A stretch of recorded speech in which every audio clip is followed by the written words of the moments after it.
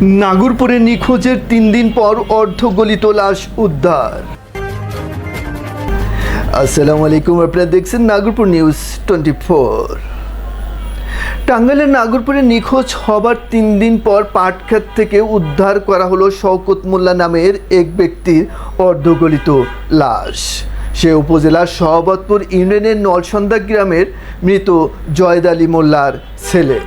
বুধবার দুপুরে ওই ইউনিয়নের বিন্না উজার চকে গাজী কবিরের পাটক্ষেত থেকে অর্ধগলিত মরদেহটি উদ্ধার করে নাগরপুর থানা পুলিশ।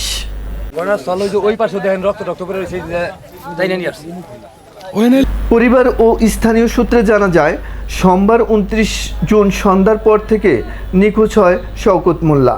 বুধবার 12টার দিকে উপজেলার নলসন্দা গ্রামের পার্শ্ববর্তী ভিন্না উজার চকে গাজী কবিরের পাট খেতে একটি অর্ধগলিত লাশ পড়ে থাকতে দেখেন স্থানীয়রা। ঘটনার খবর পেয়ে মৃত শওকত মোল্লার পরিবারের লোকজন ঘটনাস্থলে এসে লাশ শনাক্ত করে। পরে সংবাদ পেয়ে নাগরপুর থানা পুলিশ লাশ উদ্ধার করে মর্গে পাঠান। নিহতের চাচাতো ভাই মোহাম্মদ আইনাল মোল্লা জানান, ঘন্টা দেড়েক আগে আমার কালাম ভাই ফোন দিছে, সৈরাবাড়ি একজন আমার ফোন দিছে, ওখানে একটা লাশ পড়ে রয়েছে। একটা মহিলা দেখছে, কিন্তু মহিলা ভয়ে পালিয়ে গেছে। পরে কালাম ভাই যখন ফোন দিছে, আমি তো সিএনজি চালাইতেছি, আমি তখন এলাসিন মার্কেটে আসছি। মার্কেটে আসার পর আমি মোবাইলে টাকা ভরছি, টাকা ভরে আবার কালাম বাইরে ফোন দিছি। রফিক বাইরে দিনে আমার আপন বাইরে ফোন দিছি। পরে রফিক বাইরে আমার ভাই আসছে, আমরা এর মধ্যে কালাম মোল্লা নিয়ে সৈরাবাড়ির লোকজন নিয়ে এখানে আসছি। কিন্তু আমরা তো লাশ শনাক্ত করে সৈরাবাড়ির একজনে বললো যে এইটাই শওকত মোল্লা, তার যে লুঙ্গি তার শার্ট এটা শওকত মোল্লার, এই শনাক্ত করছে। তারপর আমি দিছি চেয়ারম্যানকে ফোন, চেয়ারম্যান বললো আমি পুলিশ প্রশাসন পাঠিয়ে দিছি, তোমরা ওখানে লাশের কাছে কেউ যায়। বিবাহিত জীবনে শওকত মোল্লা পরপর 4টি বিয়ে করেন। বড় বউ হাসনা বেগম ঢাকায় বসবাস করেন। মেজো স্ত্রী তানজিলা ও 3 নম্বর স্ত্রী নাজমা বেগম প্রবাসী। চতুর্থ স্ত্রী সাবিনা বেগম থাকেন এলাকায়। গত শনিবার বিদেশ থেকে দেশে আসেন মেজো স্ত্রী তানজিলা। চতুর্থ স্ত্রী সাবিনা ও মেজো স্ত্রী তানজিলা বেগম বলেন, আমার বাড়িতে আইসে আহার পরে খালি গোসল করছে, খায়ও নাই, খালি গোসল করছে। গোসল করে তো সাদা লুঙ্গিটা সাদা শার্টটা গাই দিছে। গাই দেওয়ার পরে আমার কয় যে টেহা আছে না, বাংটি টেহা দেও। 40টা টেহা দিছি, পকেটে ফেলাইছে। এনে আমি আবার বারান্দায় তরকারি করতেছি, এনে কই কনে যাও, কয় বউ আইসে বিদেশ থেকে যাম না, ওই বাড়িতে গেতাছি। পরে আমি আবার কইলাম যে ও বাড়িতে যাইবা কিনি গে, যে কাহিনী কোনো কইরা থইয়া গেল। আর কইলো যে তোর নাগাল শওকত আমার বাড়িতে সিরিয়াল ধরবো, তোর নাগাল শওকত তো আমার দরকার নাই, এগুলো কয়ে থইয়া গেল, তাহলে তুমি এখানে যাইবা কিনি গে। এই কথা কইলাম, আর কোনো কথা কইলো না, চোপ করে আয়া পড়ছে। যেন আমার বই বাড়িতে যাইবো নামছে পথে, যেন আমার পশ্চিম ফেলে চাই দেখছে, আমি না করছি, যেন আমার পশ্চিম ফেলে চাই দেখছে, কেন মোবাইলটা নিয়ে আবার এই ফেলে ঘুরাইলো। মনে করেন যে বিকাল বইরা আশ্চর্য রাজনের পর থেকে সন্ধ্যা পর্যন্ত ও তো ওই উন দেয় খালি ঘুরছে, ওই যে কলা বাগানের উন দেয় ঘুরছে, ওই বাড়িতে যাইবেন নিগে উন দেয় ঘুরছে, তানজিলার বাড়ির আশেপাশেই ঘুরছে 4 বছর। খুব পাগল হেন নিগে। আমি বাবারে ফোন দেই, বাবা বলে আর আইফোনটা নিশান করতে গেছে। আমার পোলাই ফোন দিছে, ও বাবা তুমি কনে বাইতা হো, এই হয়েছে তুমি বলে নিশান করতে গেছো। কয় না বাবা আমি নিশান করতে যাই নাই, কে আমি আইতে একটু পর আইতেছি। এই কয়ে ফোনটা কাইটা দিছে, ফোনটা কাইটা দিছে, মাগরিবের আজান দিল। তারপরে থেকে যে ফোন দিছি 10টা পর্যন্ত, অডিও ভিডিও সিমে আর রিসিভ করে নাকি। সোমবার দিন। তানজিলা জি, আমি প্রবাসী। সৌদি থেকে আমার 28 তারিখে ফ্লাইট, আমি 29 তারিখে বাংলাদেশ আসি। উনি আমার হাজবেন্ড না, আমি দু চোখেও দেখি না তাকে। তার সাথে আমার বিদেশ থেকে আসা 4-5 দিন আগে কথা, খালি উনি ফোন দিয়ে বললো, উনি দিল না আমি দিলাম। কালি কইলো যে তুমি কি গাড়ি ভাড়া করছো না, তো আমি কইছি যে হ গাড়ি ভাড়া করছি। যেমনি কথাটা বলা এমনি ফোন বন্ধ করে দিছে। এই যে আমার নাম্বার ব্ল্যাক লিস্টে মেরে দিছে, এ পর্যন্ত কোনো কথা নাই। আমি দু চোখে দেখিও নাই। আমি কালকে একজন আমার বাসায় গেছে, দিয়ে আমাকে বলতেছে যে মামা নি আপনার কম্বল দেখি।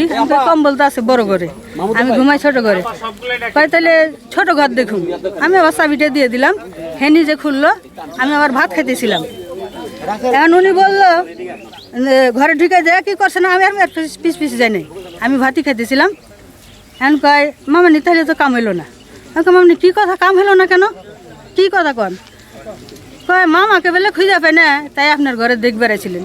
ওকে তাহলে আপনি কি দেখলেন? কয় মামা তো নাই। এই পরে আমি তার সাথে কতক্ষণ মানে জ্ঞানদাম করছি যে আপনি মানুষের কথা ছিল আমার ঘরে সাইজ করতে এলেন মানে ওটা হলো আমার স্বামী, আমিও শোন না সেও শোন না, হ্যাঁ কি জন্য আমি আমার ঘরের মধ্যে তালাবন্দি করে তুবো। পরে না সকালবেলা আবার ওনার মেয়ে গেছে, ছোটটা নাম হইলো শুনি, দিয়ে মনে করেন যে আমাকে বলতেছে, আমি কই কী কও, যার কাছে থাকে তার সে তো তোমার পাশেই থাকে, তার কাছে যাও, মানে এই যে ছোটটা যার কাছে থাকে তার কাছে তো সারাক্ষণ থাকে, তুমি তার কাছে যা জিজ্ঞাসা করো। হি তো কইতেছে, হিও তো দূর পাতেছে, হি তো জানে না, আমি কী জানি তা তো কইতে পারবো না।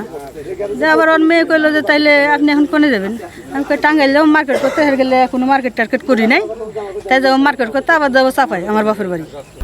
এ বিষয়ে সহবতপুর ইউনিয়নের চেয়ারম্যান মোহাম্মদ তুফাইল মোল্লা বলেন, আমার চাচাতো ভাই লাগে, ও বেশ কিছুদিন যাবত ওই চরে আর কি বসবাস করে, বিভিন্ন জমি জায়গা দেখাশোনা করে, কৃষিকাজ করে।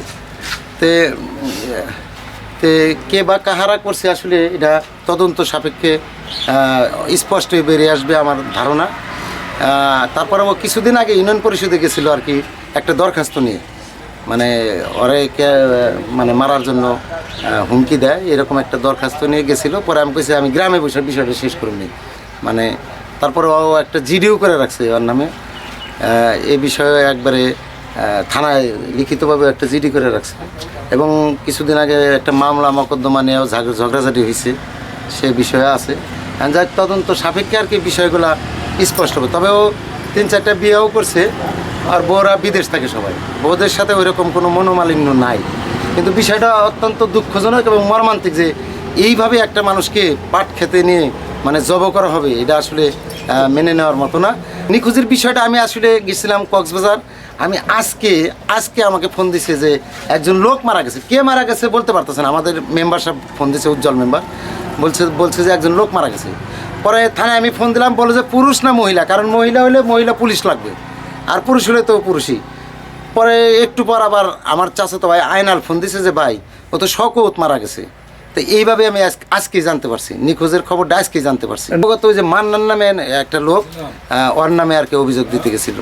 মান্নান ওরে মানে মারার জন্য হুমকি দেয়, ই করে, মানে তোরা শেষ করে দিবে, এই ধরনের বিভিন্ন কথাবার্তা আর কি বলে।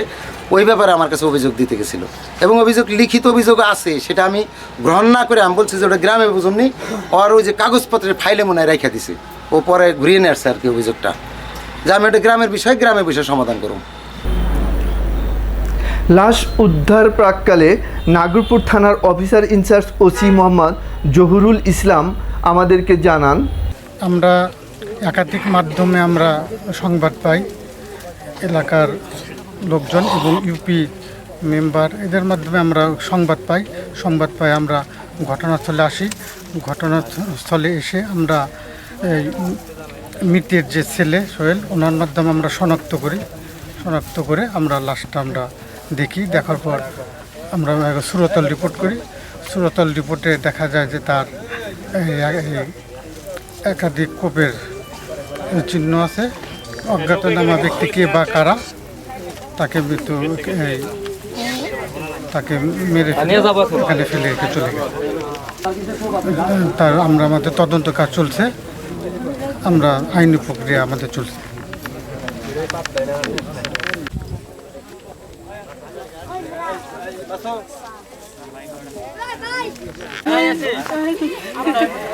হ্যাঁ নন্দা দাম কামরা।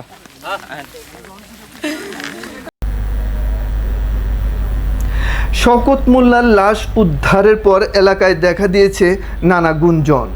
কে করতে পারে এমন কাজ, কী বা তার উদ্দেশ্য? দর্শক সবাই সতর্ক থাকুন, সুস্থ থাকুন, সেই সাথে নাগরপুরের সকল সংবাদ পেতে নাগরপুর নিউজ 24-এ চোখ রাখুন। এতক্ষণ সাথে থাকার জন্য আপনাদের সবাইকে অসংখ্য ধন্যবাদ।